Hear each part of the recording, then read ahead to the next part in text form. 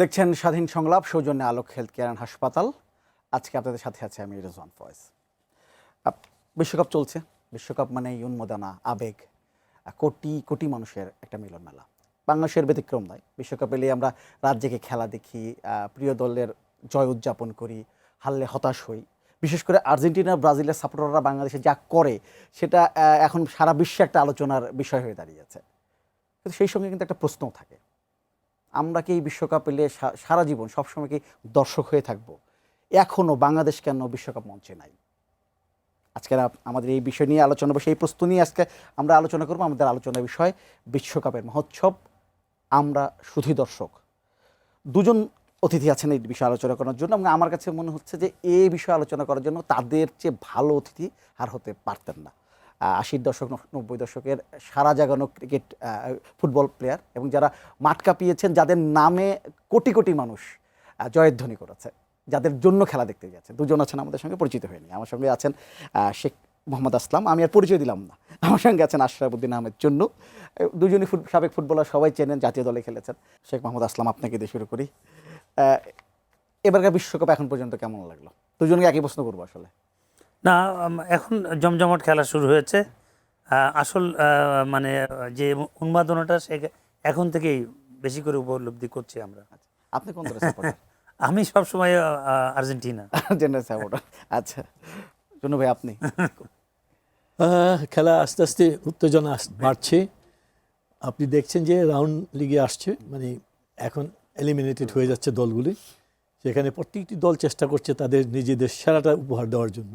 গতকালও দুটো ম্যাচ দেখেছি, দুটো ম্যাচই পিছিয়ে পড়েও বড় বড় দুটো দল কামব্যাক করে আবার নেক্সট রাউন্ডে চলে গেছে। বেশ উপভোগ করছি। আমি একটু আসলাম ভাই, একটু স্ট্রাইকারদের কথা জিজ্ঞেস করি, যদি আপনি একজন স্ট্রাইকার, এই জন্য জিজ্ঞেস করছি।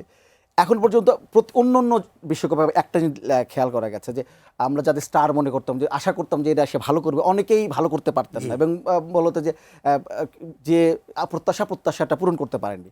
এবারকার যারা প্রত্যাশা করা হয়েছিল, মেসি বলেন, এমবাপ্পে, হেরিকেন, কিংবা হালান্ড, ব্রাজিলের ভিনি, সবাই কিন্তু ভালো করছে। রোনাল্ডো একটু খারাপ করেছে, তাছাড়া সবাই ভালো করছে। এবারকার এই যে স্টার সুপারস্টাররা এসে খুব ভালো করছে, এটা কি কোনো আলাদা কারণ আছে নাকি?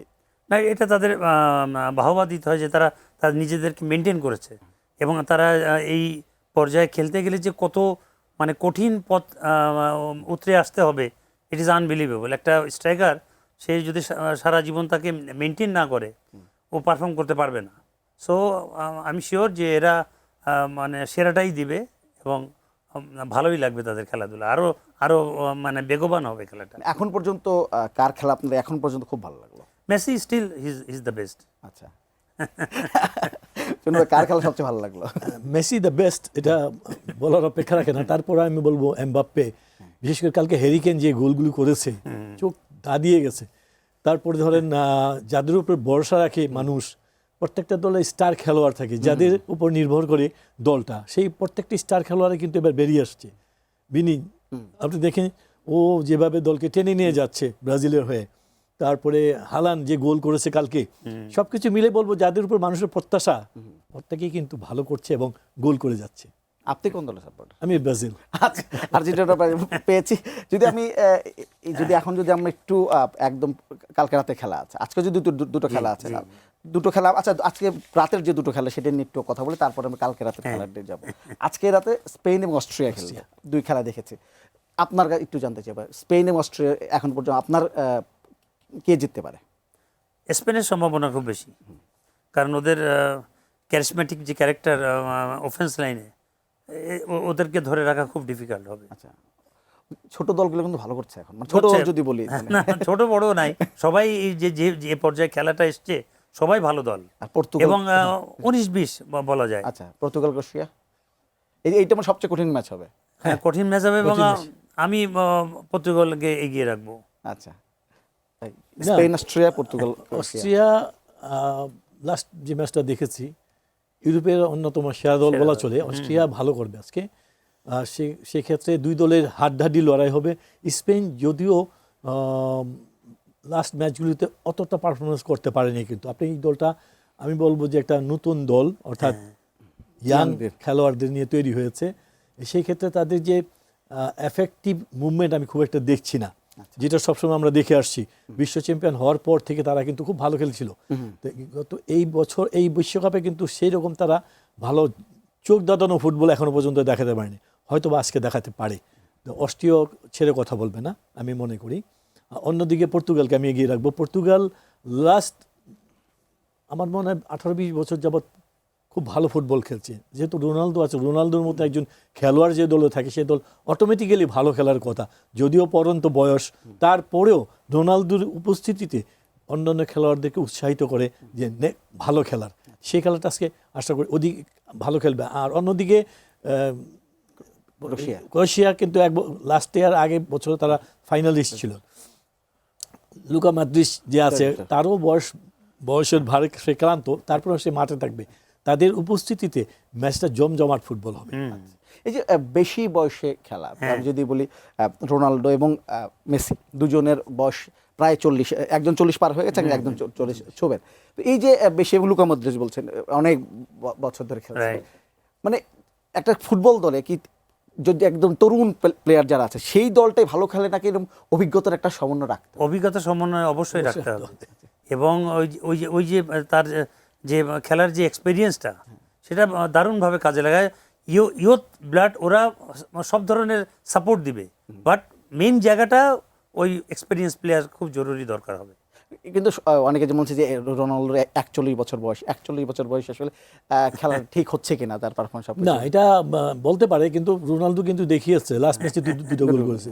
ফুটবল গোলের খেলা, আমি যদি গোল না পাই তখন আপনি অনেক কথা বলবেন। এই 2 গোল না পাওয়ার আগে রোনালদো নিয়ে অনেক কথা হয়েছে, সারা বিশ্বে এটা নিয়ে আলোচনার সৃষ্টি হয়েছিল, কিন্তু রোনালদো সময় মতো জবাব দিয়ে দিয়েছে, দুটো গোল করে সে কিন্তু দেখিয়ে দিয়েছে। ওইখানে যে বিশেষ করে যে ফার্স্ট গোলটা করেছে রোনালদো হয়েছে বলেই করতে পেরেছে, ওইখান থেকে ট্রিমেন্ডাস বলই করেছে, যেটা অন্য কেউ করতে পারতো কিনা আমি জানি না, রোনালদো হয়েছে বলেই ওইখানে সম্ভব হয়েছে। এটা আপনি মেসির ভক্ত, যেহেতু আর্জেন্টিনা, মেসি নিয়ে যদি বলেন যে 39 বছর বয়স, এখনো যে লেভেলে খেলছে, যেভাবে খেলছে, এটা মানে অনেক অবাক হয়ে যায়। It is unbelievable. এবং সে কিভাবে তাকে মেনটেন করে, এটা সারা পৃথিবী একটা দৃষ্টান্ত হতে পারে, এটার জন্য তুলে ধরে, তাহলে অনেক প্লেয়ার ওর কাছে অনেক কিছু শিখতে পারবে। এবং স্টিল হি ইজ গুড। এখন এই বিশ্বকাপে তাকে ধরে রাখতে পারছে না কোনো টিম, এবং ও এত শর্ট স্পেসে যে এত কুইক শার্প, মানে আমার বড় ভাই করতেন একসময় চুন্নু ভাই, তো ওই মেসির ওই শার্প টার্নিংটা দেখতে আমি আসলাম এখানে অদ্ভুত লাগে। এখানে একটু যোগ করি, সেটা হচ্ছে গিয়ে এই মুহূর্তে বিশ্বের অন্যতম সেরা 2 খেলোয়াড় মেসি এমবাপ্পে, তাদের অ্যাডভান্টেজটা হচ্ছে কুইক টার্নিং, এবং সে বল পাওয়ার সঙ্গে সঙ্গে যে অ্যাক্সেলারেটর দেয় সেটা কিন্তু গাড়ির মতো আস্তে আস্তে বাম, সেটা অন্য কোনো খেলোয়াড়ের মধ্যে এই মুহূর্তে আমি দেখছি না। এরা দুজন এটা পারফেক্ট, রিঅ্যাকশন স্পিডটা এত কুইক, ভেরি কুইক, এইটি তাদেরকে অন্যদের তুলনায় এগিয়ে নিয়ে গেছে। কিন্তু মেসি তো, যারা সমালোচক আছে, বিশেষ করে যারা ব্রাজিল সাপোর্টার আছেন, মেসি কিনে যখন তর্কাতর্কি হয় তখন তারা বলেন যে মেসি তো সারা মাঠ শুধু হাঁটেই। আমি হাঁটি কিংবা দাঁড়ায় থাকি সেটা ম্যাটার করে না, আমি ম্যাটার করে একটাই, আমি দলে উপস্থিত আছি, আমি সময় মতো কাজটা করছি, গোলগুলি করছি। এইটি হচ্ছে ফুটবল, গোলের খেলা। আমি যদি গোল না করতে পারি, আমি যতই ভালো খেলি, সে তখন কিন্তু এর মূল্যায়ন থাকবে না। আমি যত খারাপ খেলি, যদি গোলটা করে বের করে যেতে পারি, এইটি আমাকে মানুষ স্মরণ করবে। আচ্ছা, মেসি যদি বলে, মেসি তো মানে তার খেলার ধরন তো প্রথমে যেভাবে খেলতো এবং তার একটু বয়স হলো, তারপর এখন যে অবস্থা, খেলার ধরন তো সে রেগুলার পরিবর্তন করেছে। ডেফিনেটলি ওই মডার্ন ফুটবলে ও মানে ভার্সানে খেলছে সে। শুধু তাই নয়, ও কিন্তু মায়ামিতে ফুটবল খেলেছে, বিকজ এই বিশ্বকাপ খেলবে। ওইখানে প্রতিটা মানে বাউন্স, মাঠের প্রতিটা বাউন্স তার মুখস্থ এখন, তার জন্য ওই মাঠগুলোতে ফুটবল খেলতে খুব স্বাচ্ছন্দ্য বোধ করছে সে। আচ্ছা, এটা একটা প্লাস পয়েন্ট তার। মেসি যে খেলার ধরন চেঞ্জ করছে, এটাও তো একটা মানে বর্তমানে নতুন খেলোয়াড় তাদের জন্য একটা অনুপ্রেরণা। অবশ্যই অনুপ্রেরণা, কারণ হচ্ছে কি মেসি যে ফুটবলটা খেলে বিগত দিনগুলো যা দেখে আসছি, এবারও তার ব্যতিক্রম নয়। মেসির পায়ে যখন বল পড়ে তখন কিন্তু সে তার সামনে কে আছে চিন্তা করে না, সে তার নিজস্ব ওয়ে দিয়ে বের হয়ে গিয়ে গোল করছে। এইটি হচ্ছে ফুটবল, এইটাকে বলে নান্দনিক ফুটবল। আপনি দেখেন যে গোলগুলি করেছে ডি বক্সের বাইরে থেকে, এটা কিন্তু মেসি ছাড়া অন্য কেউ সম্ভব হতো না। বা পায়ের তীব্র শট, সোয়ার্প শট, যেগুলি ওর কাছ থেকে আমরা আশা করি। যদি একটু মানে বাংলাদেশের কথা চিন্তা করি, আমি অন্য এই প্রশ্ন পরে আসবো, আমি যদি মেসির কথা যেটা আসলো, মেসি রোনাল্ডো এত বছর বয়স এই লেভেলে খেলা খেলছে, বাংলাদেশে 30-এর পরেই আমরা দেখেছি যে আসলে সেই পারফরমেন্স থাকে না। কেন? এটা কি ডায়েট বা এরকম কিছু? না, এটা এই ক্লাইমেটিক কন্ডিশনের একটা ব্যাপার আছে। আমাদের এখানে খুব বেশি আর্দ্রতার জন্য আমাদের সোয়েটিংটা খুব বেশি হয়। আচ্ছা, মানে এটা রিকভারি করতে আমাদের সময় লেগে যায়। এই একটা জায়গা আমাদের খামতি আছে। আর হলো আমরা সেইভাবে নিজেদেরকে মেনটেনও করি না। আচ্ছা, এটা আমাদেরও একটা মানে এখানে একটা ব্যাপার আছে, ফুড হ্যাবিট। তারপর আমরা ছোটবেলা থেকে যেভাবে উঠে আসছি, হ্যাঁ, সেটা কিন্তু ওদের সঙ্গে তুলনা করা যায় না। আমাদের ছোটবেলা থেকে যেভাবে আমরা গড়ে উঠেছি, ওরাও ছোটবেলা থেকে যেভাবে গড়ে উঠেছে, এখানে পার্থক্যটা হয়ে যায়। এবং ক্লাব এবং জাতীয় দলের যে সুযোগ সুবিধা, তাদের যেমন টেক কেয়ার করা, এক্স্যাক্টলি টেক কেয়ার করে, সেটা হ্যাঁ হ্যাঁ, তারা যেমন টেক কেয়ার পায়, ঠিক তেমনই নিজেদেরকে সামলিয়ে নিজেদেরকে ওইভাবে উপস্থাপন করে। অর্থাৎ আমি ফুটবল খেলবো, শুধু খেলার জন্য নয়, আমাকে এখানে অর্জন করতে হবে, সেই লক্ষ্য নিয়েই তারা কিন্তু এই যে আসলাম যে কথাটা বললো, এটা মেনটেন, অনেক কিছু মেনটেন করতে হয়। আজকে আমরা কিন্তু তাদেরকে দেখছি যে তারা সাফল্য হচ্ছে, তারা গোল করছে, আমরা হাততালি দিচ্ছি। এর বিহাইন্ডে যে কী আছে তারাই বলতে পারবে। অ্যাজ এ প্লেয়ার আমি এটুকু বলতে পারি, তাদের পরিশ্রম অসম্ভব রকমের, যেটা আপনি কল্পনাও করতে পারবো না। শুধু মেধা থাকলে নিশ্চয়ই এত দূর আসে, পরিশ্রম অবশ্যই লাগবে এখানে। এবং রোনাল্ডো তো সবাই বলে যে আসলে মেসি যদি আল্লাহ প্রদত্ত একটা বা খোদা প্রদত্ত একটা মেধা হয় বা প্রতিভা হয়, রোনাল্ডো তো নিজেকে গড়েছে। হ্যাঁ, সেলফ মেড প্লেয়ার। এবং ওর যে প্রচেষ্টা, ওর যে এত সুন্দর সুন্দর তার গোল, মানে দেখার মতো, চোখ জুড়িয়ে যায়। এবং এখনও যে তাকে সে ধরে রেখেছে, ইট ইজ আনবিলিভেবল। এখন পর্যন্ত যতগুলো খেলা হলো, কোন দলটাকে এখন পর্যন্ত আপনাকে সবচেয়ে বেশি প্লিজ করেছে? মনে করেন যে বিশ্বকাপে হ্যারি কেনকে আমার ভালো লেগেছে। আর ইংল্যান্ডের পুরো খেলা কি খেলাটা ভালো লেগেছে। আচ্ছা, বিশ্বকাপে একটা ভালো জায়গায় পর্যন্ত যাবে তারা। ফ্রান্স 1-2 জনের উপর বেশি বেস করে ফুটবল খেলে। আচ্ছা, যেটা দলগত ওইভাবে মানে যে দানাটা বাঁধতে হয় সেটা তারা পাচ্ছে না সেইভাবে। বাট ওরা জায়গা মতো বল পেলে গোল করে দেবে ঠিকই। আমি ইংল্যান্ডকে এগিয়ে রাখি।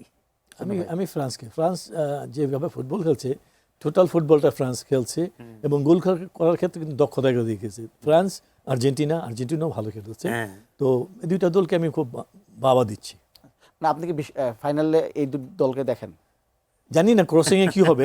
এই দুটি দল ফাইনালে যদি যেতেও পারে, তাহলে আমি খুব খুশি হব।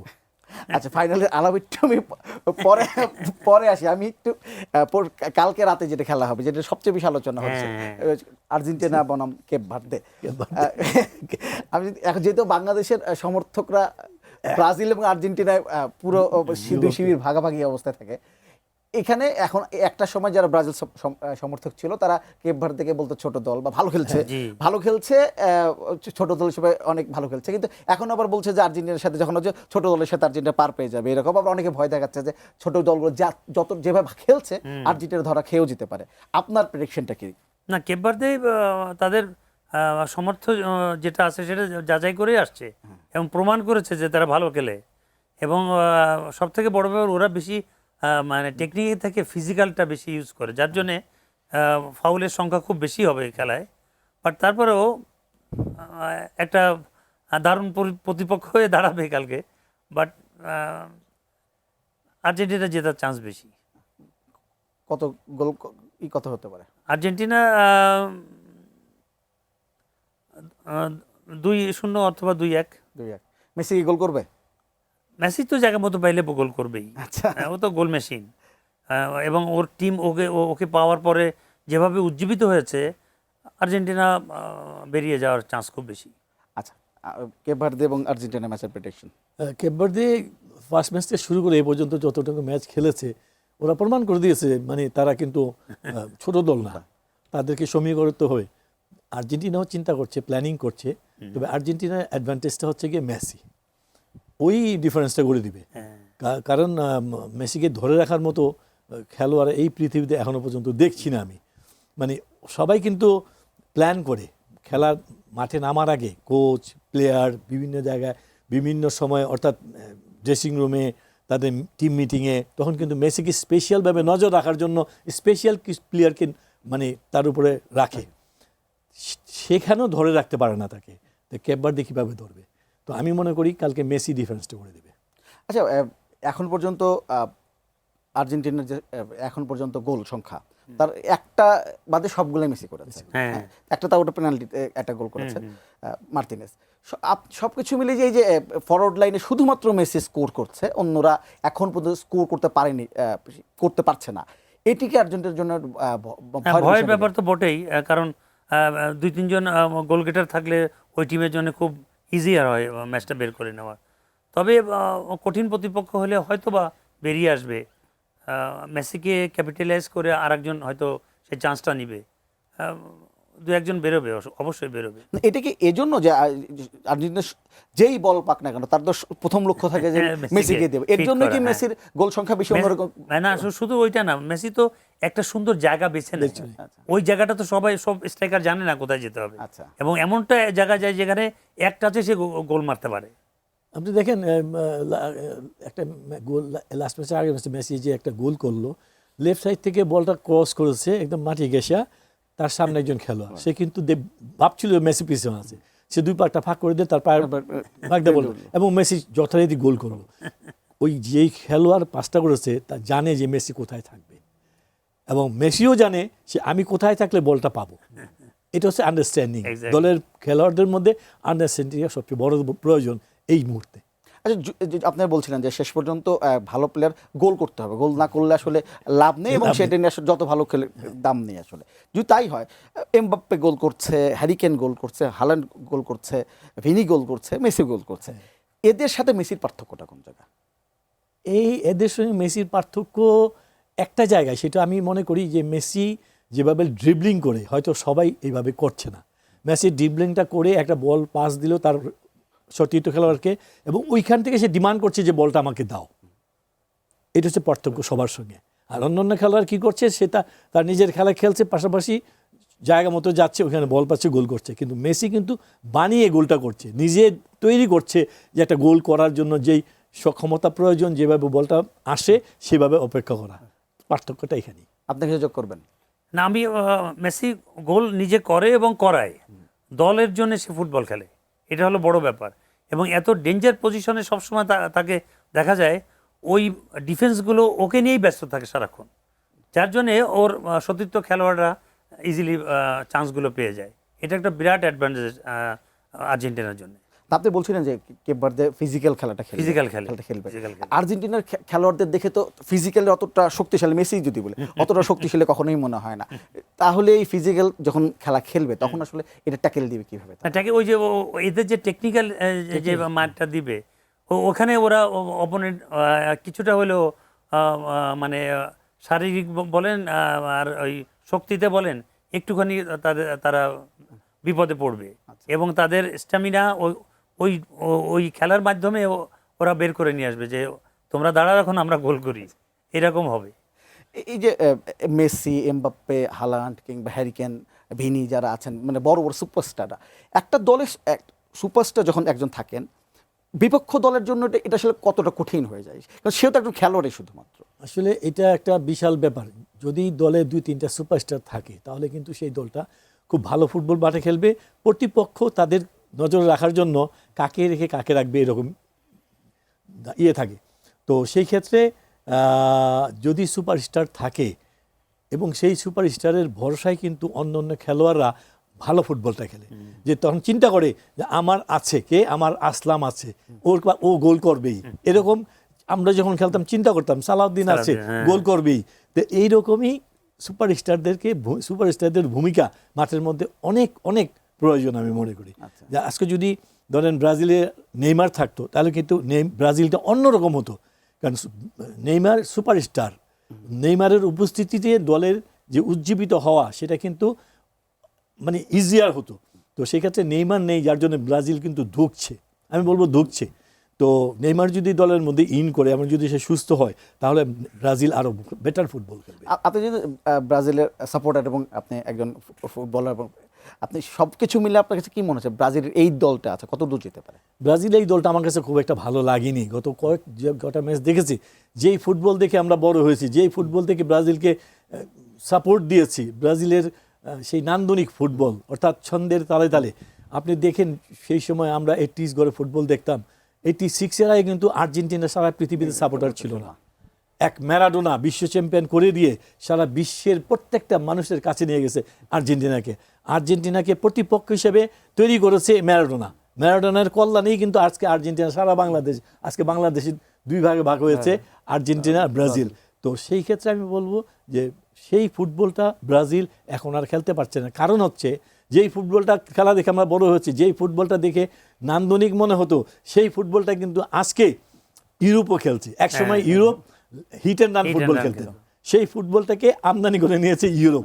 আজকে স্পেনে দেখেন বার্সেলোনা, রিয়াল মাদ্রিদ, টিকা-টাকা ফুটবল, সেটা একসময় ব্রাজিল এটা কি ছিল, দাবিদার ছিল।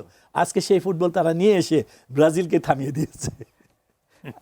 এই শেষ প্রশ্ন, মানে এই বিরতিতে যাওয়ার আগে আপনার কাছে যে বলছিলেন যে ব্রাজিল মন ভরাতে পারছে না যে খেলাটা প্রত্যাশা করে, আর্জেন্টিনা কি মন ভরাতে পারছে? জিতছে কিন্তু মন ভরাতে কি পারছে?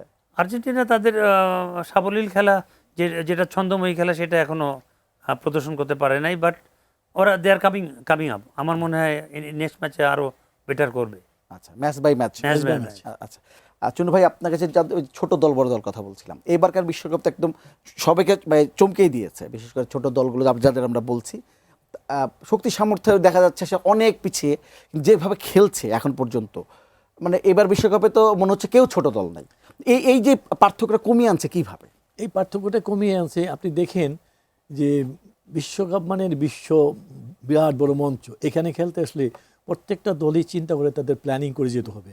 তারা দীর্ঘদিন যাবৎ কোয়ালিফাই করার পর থেকে কিন্তু ট্রেনিংয়ে ছিল, এবং ওইখানে ট্রেনিং, ট্যাকটিস, টেকনিক সব কিছু মানে রপ্ত করেছে, যার জন্য এবারে বিশ্বকাপটি একটু আলাদাভাবে দেখছি। আপনি দেখেন কেপ ভার্দে, আমরা জীবনে নামও শুনি না, দেশের নামও শুনে 6 লাখ মানুষের দেশ, তারা যে ফুটবলটা খেলেছে সত্যিকার অর্থে এরকম প্রিপারেশন না থাকলে কিন্তু হবে না। প্রত্যেকটি দল এবার এসছে যে আমরা চ্যাম্পিয়ন না হই, কিন্তু আমরা এমন ফুটবল খেলবো যে ফুটবল দেখে সারা বিশ্ব আমার দেশ সম্পর্কে জানবে, এবং আমরাও বার্তা দিব যে আমরা আগামীতে আসছি।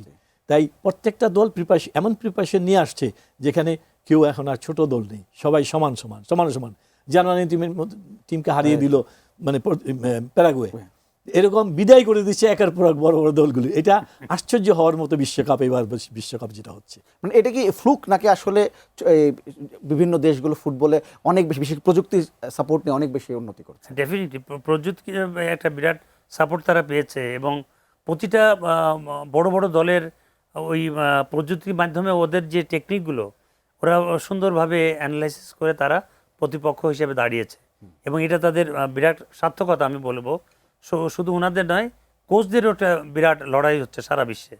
এই কোন কোচ কিভাবে কাকে ফেস করছে, ইট ইজ আনবিলিভেবল। এত সুন্দর সুন্দর টেকনিক অ্যাপ্লাই করছে, এটা আগে কখনো এইভাবে দেখা যায়নি।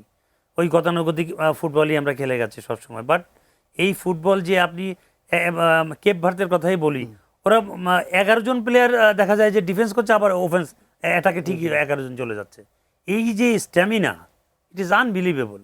তো এই যে নিজেদেরকে ধরে রাখা এবং ফিটনেসটা ধরে রাখা, এটা চারটেখানি ব্যাপার না। কিন্তু যে দলগুলো ছোট দল বলছি ভালো করছে, তাদের বেশিরভাগ রক্ষণাত্মক ফুটবল খেলে, এটা একটা ডিফেন্সিভ। হ্যাঁ, ডিফেন্সিভ খেলে, যেহেতু তাদের ওই ধরনের স্ট্রাইকিং জোনে ওই দক্ষ খেলোয়াড় নাই, বিধায় তাদের পলিসি এটা হবেই।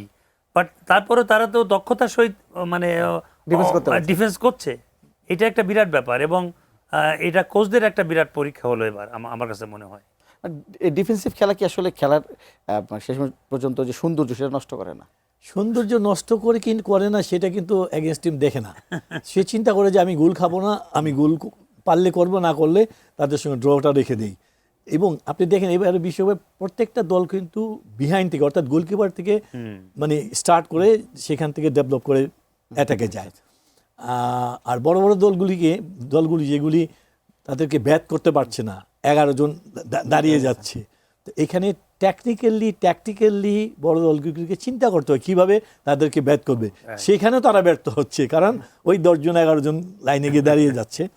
তো ডিফেন্সিভ প্লাস কাউন্টার অ্যাটাক নির্ভর ফুটবল খেলছে ছোট দলগুলি, এটা ছাড়া তাদের কোনো উপায় নেই। তারা যদি ওপেন ফুটবল খেলতো, তারা যদি পজিটিভ ফুটবল খেলতো, গোল করার জন্য ফুটবল খেলতো, হয়তোবা তারা এই জায়গায় পৌঁছতে পারতো না।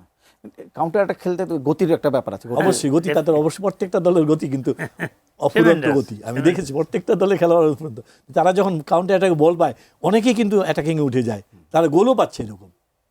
আচ্ছা, এবারকার ইউরোপ তো অনেকখানি এগিয়ে এসছে, বিশেষ ল্যাটিন ফুটবল আমরা ভক্ত, আমরা ল্যাটিন ফুটবল ভক্ত, ইউরোপ তো অনেকখানি এগিয়ে আসে। রাইট রাইট, যে একটা সময় কি আসবে আসলে যে ইউরোপই আসলে পুরো ফুটবল রাজত্ব করবে, ডমিনেট করতে পারে? আর সময় তো এখন তাই হচ্ছে এখন, এবং এইটা টোটাল বিশ্বকাপটা গতির উপর খেলা হচ্ছে। এই গতির উপর তাদের যে মানে ওয়ান টাচ টু টাচ যে ফুটবল, তারা বিশেষ করে অফেন্স লাইনে যে সুন্দরভাবে তারা অ্যাটাকটা করছে, এটা দেখার মতো।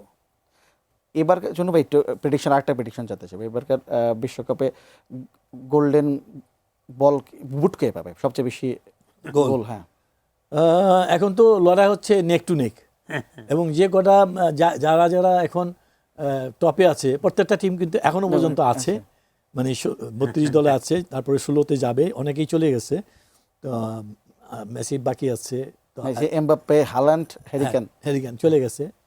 তো আমি মনে করি যে হাড্ডাহাড্ডি লড়াই হবে, কেউ বলতে পারবে না যে আমি হব, আমরাও বলতে পারবো না যে ওই হবে।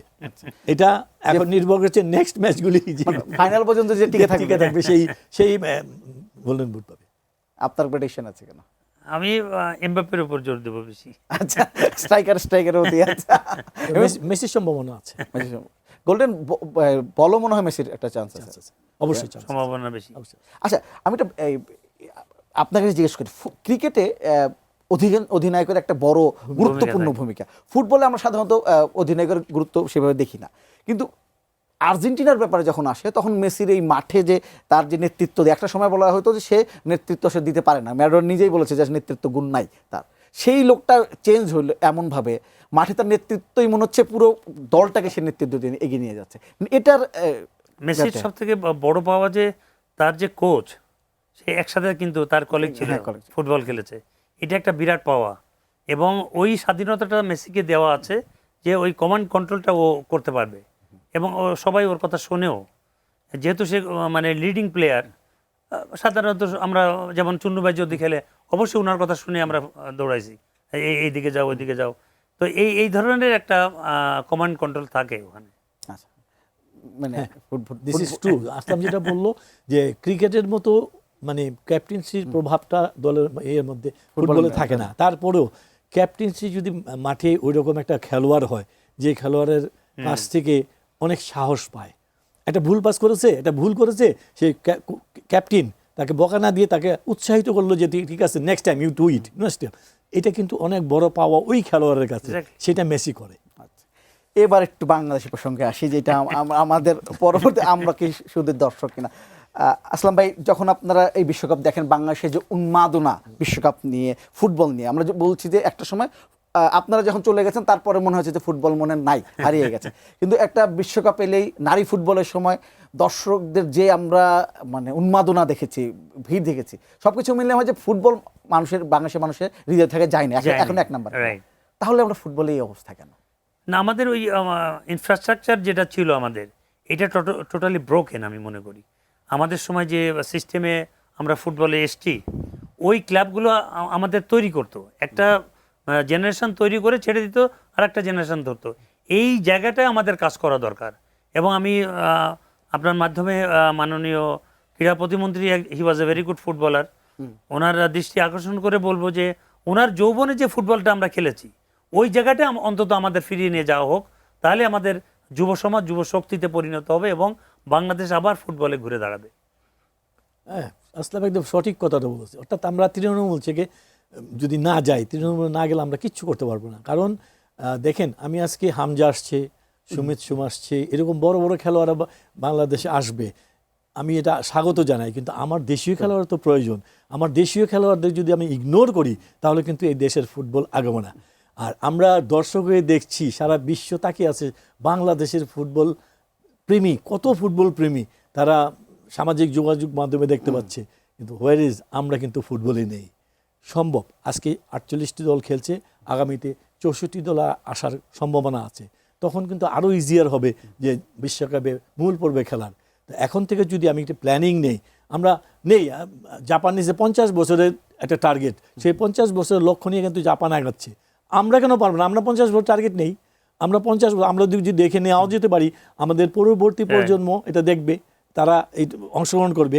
সেই ক্ষেত্রে আমরা যদি একটা প্ল্যান করি এবং সঠিকভাবে যদি এগোতে পারি, অবশ্যই 50 বছর পরে আমরা চ্যাম্পিয়ন না হই, আমরা বাংলাদেশি ফুটবল টিম নিয়ে কিনা বলে বিশ্বমঞ্চে পৌঁছাতে পারবো, বিশ্বকাপ ফুটবলের চূড়ান্ত পর্বে খেলতে পারবো।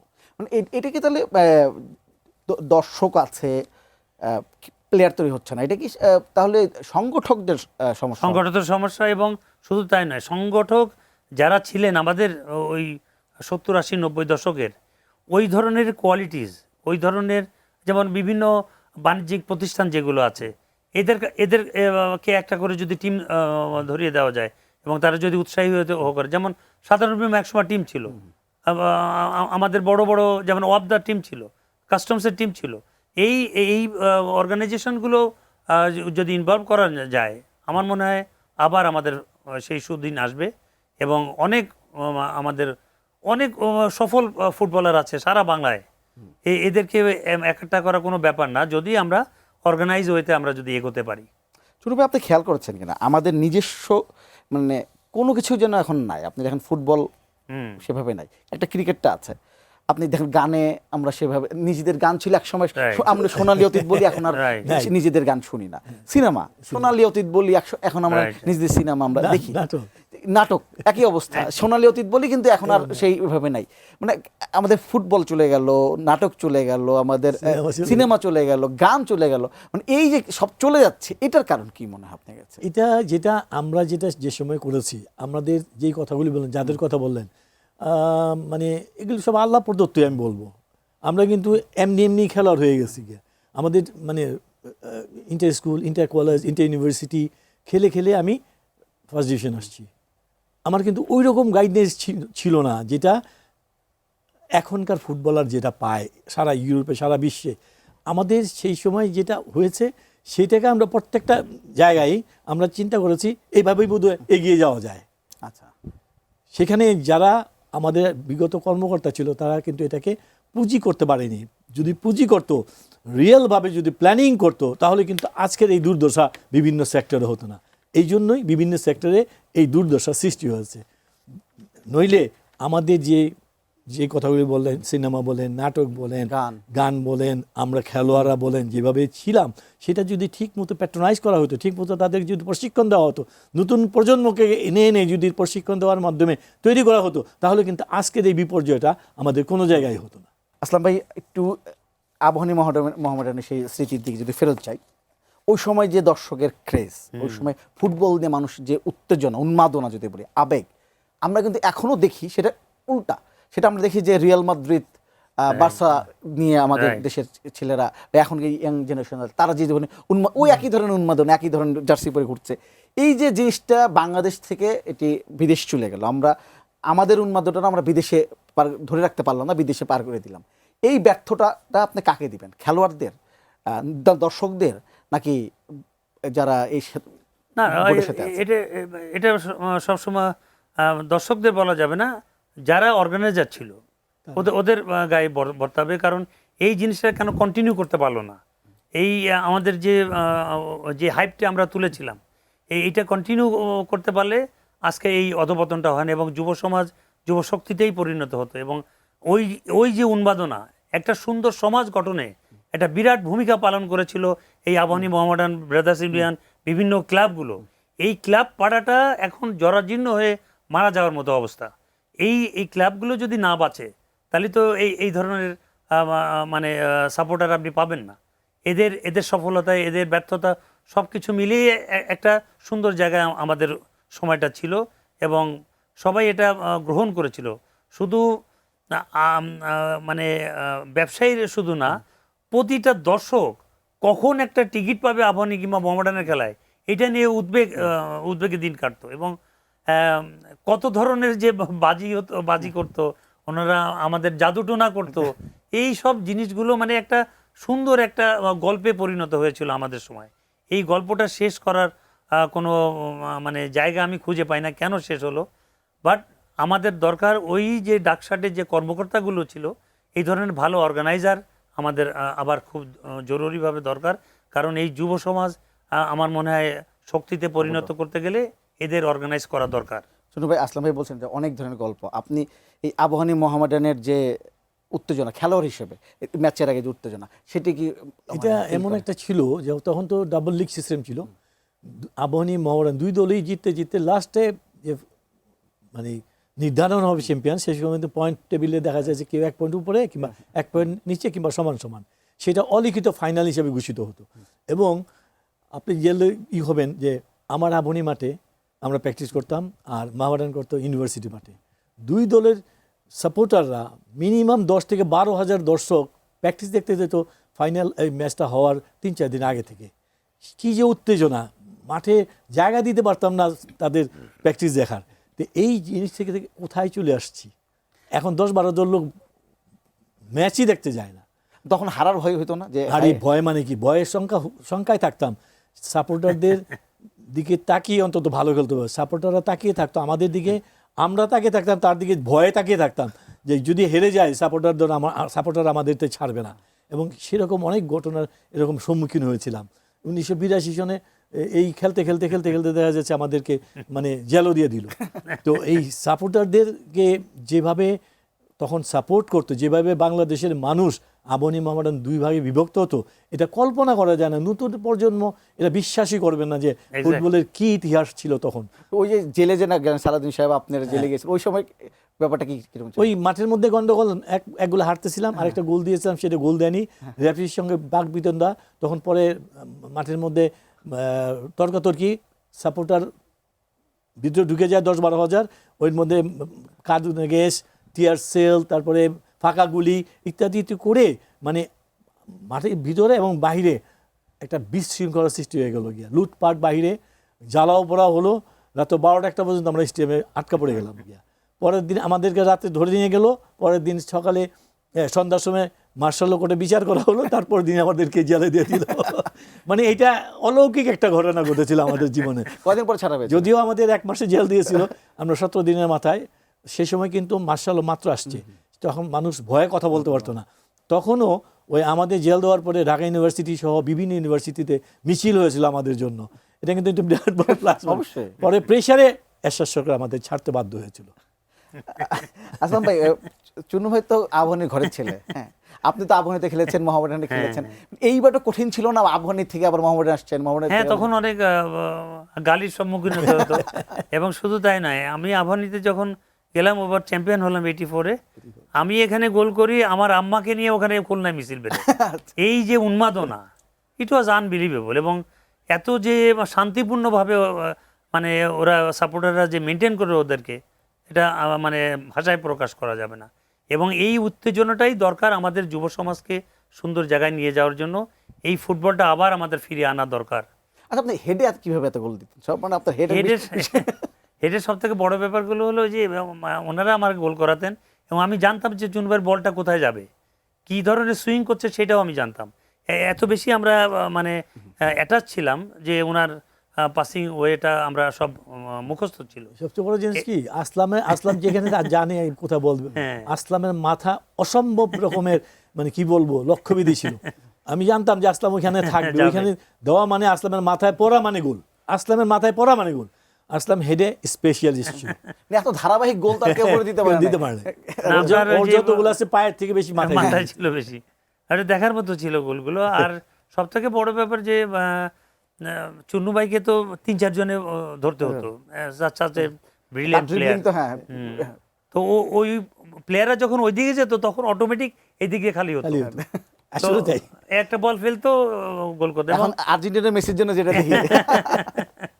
এবং ওই হেডের সব থেকে বড় ব্যাপার হলো আমি অফ সিজনে, আমি অ্যাথলেট ছিলাম, আমি প্রচুর ভলিবল খেলতাম, যার জন্য হেডিংয়ে আমি জাম্পটা ভালো করতে পারতাম। মানে অন্য খেলা গুরুত্বপূর্ণ, অনেক গুরুত্বপূর্ণ, অনেক গুরুত্বপূর্ণ। একটা জিনিস বলি, আমাকে অনেকে ড্রিবলিং মাস্টার বলতো, আমাকে আড়াই পেসে জিলাপি বলতো, বাট আমি ড্রিবলিংটা শিখেছি ছোট বল দিয়ে। ডিগ বল বলে একটা বল ছিল, ওইটা নিয়ে আমার মহল্লার মধ্যে, আমার পাড়ার মধ্যে আমি ড্রিবলিং করতাম, খেলতাম। ওইখান থেকে আমি এক্সপার্ট হয়েছি। এমনি ওই মানে ড্রিবলিংটা শেখা যায় না। এমন সময় গেছে আমার প্লেয়ার নাই, সন্ধ্যা হয়ে গেছে, আমি ইট বিছিয়ে ওইখানে আমি ড্রিবলিং করে বেরোতাম। তো নিজে নিজে চেষ্টা করেছে অনেক কিছু করার জন্য, কোচও আমাকে চেষ্টা করেছে এবং আমি নিজে নিজে ওইটাকে ড্রিবলিংটাকে আয়ত্ত করেছি। স্কুল ফুটবলটা কতটা গুরুত্বপূর্ণ? বিশাল বিশাল বিশাল গুরুত্ব, গুরুত্ব, বিশাল গুরুত্ব। বিশাল গুরুত্ব। এবং আমি অ্যাকচুয়ালি স্কুল অ্যাথলেট থেকে আসলামের জন্ম, এবং আমি অ্যাথলেটিক মিটে আসছিলাম ঢাকায়, তখন আমাকে ভিক্টোরিয়া ক্লাবে আমাকে কালেক্ট করে, আমি ওইখান থেকে শুরু করি ফুটবল। আচ্ছা, আমরা একটা শেষ দিকে চলে এসেছি। আমি একটা বিষয় আপনি জানতে চাইবো, যেটা সবাই মনে হয় জানতে চাই। সেমিফাইনালে একটা সম্ভাবনা আছে ব্রাজিল এবং আর্জেন্টিনার মুখোমুখি হবার। হ্যাঁ, আমি আপনার কাছে জানতে, যদি ব্রাজিল আর্জেন্টিনার মুখোমুখি হয়, কার জেতার সম্ভাবনা বেশি? Anybody's match. এই ম্যাচটা বলতে পারবেন না যে আমি ব্রাজিলকে বলবো জিতবে, আর্জেন্টিনা জিতবে। এটা এনিবডিজ ম্যাচ। সেক্ষেত্রে আমি এইটুকু বলতে পারবো, যে আগে গোল করবে সেই জিতে যাবে। আচ্ছা, মানে এটা কি প্রেশারটা বেশি? বেশি না, প্রেশার থেকে বড় জিনিস হচ্ছে দুইটাই ল্যাতিন আমেরিকা, দুইটাই একই ফুটবল খেলে, একই ধরনের ফুটবল। দুইটা টিমের মধ্যে যে সমস্ত খেলোয়াড় আছে, দে আর ভেরি ম্যাচিউরড, এবং তারা জানে একে অন্য সম্পর্কে জানে, যার জন্য খেলাটা খুব হাড্ডাহাড্ডি লড়াই হবে। আপনার আর্জেন্টিনার চান্স বেশি। কেন? আর্জেন্টিনার কোয়ালিটি প্লেয়ার, অনেক কোয়ালিটি প্লেয়ার, এবং ওদের যে টিম ওয়ার্কটা, এটা খুব কঠিন। আচ্ছা, মেসি কি এই করে দিবে, মানে পার্থক্য? ডিফারেন্সটা তো সে গড়বেই, আচ্ছা, বাট আলভারেজ ইজ দেয়ার। এরা কোয়ালিটি প্লেয়ার, এদের কাছে বল গেলে অপোনেন্টের একটু ঝামেলা পড়বে। লড়াই কি তাহলে মেসি এবং ব্রাজিলের কোচের হবে? হতে পারে, হতে পারে, হতে পারে। আচ্ছা, যদি খেলা হয়, আপনি যদি আর্জেন্টিনা জেতে কত গোলে জিততে পারে? আমি লিখে রাখবো তাহলে। 2-1 অথবা 2-0। 2-0। আর আপনি তো বলছেন এনিওয়ান। Anybody's match. আমি বলতে পারবো না যে মুখী জিতবে, অত গোল দিবে, সেটা বলবো না। Anybody's match. আমরা প্রত্যাশা করছি যে এই ম্যাচটা যদি হয়, সেমিফাইনালের জন্য আর্জেন্টিনা ব্রাজিলে দেখা হয়, নিশ্চয়ই বাংলাদেশে সবাই অপেক্ষা করছে। আপনাদের জন্য ধন্যবাদ আমার সাথে যুক্ত হওয়ার জন্য, এবং মনে হচ্ছে কোথায় সময় চলে গেল। আপনাকেও ধন্যবাদ এটিএন নিউজকে ধন্যবাদ আপনাকে। ধন্যবাদ। দর্শক, আজকের পর্ব থেকে এখানেই বিদায় নিচ্ছি। আগামী পর্বে নিশ্চয়ই আবার দেখা হবে। ততক্ষণ পর্যন্ত ভালো থাকবেন, সুস্থ থাকবেন, এটিএন সঙ্গে থাকবেন, এবং অবশ্যই খেলা দেখবেন। ভালো থাকবেন।